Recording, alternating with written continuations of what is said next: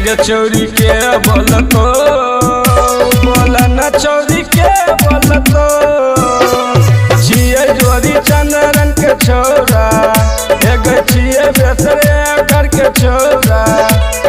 बोला ला पलटी चलतो एक चोरी के बोलतो बोलतो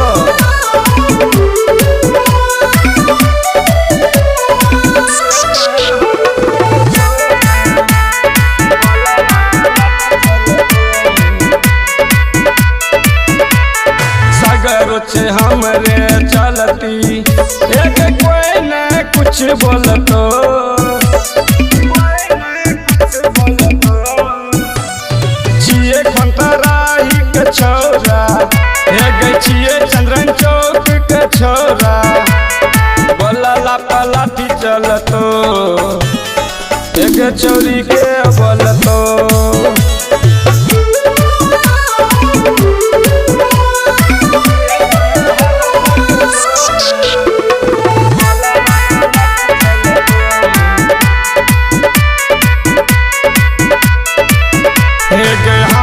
में लाठी देखते एक थर थर सब कांपतो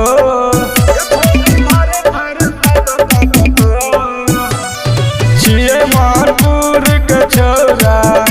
एक छिए धारा के छोरा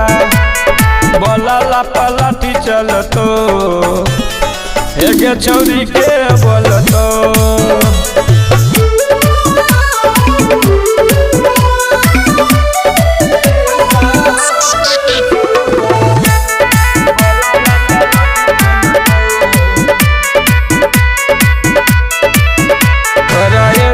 के पुलिस प्रशासन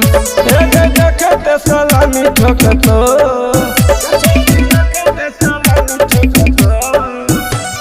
छिए जोरी चंद्रन के छोरा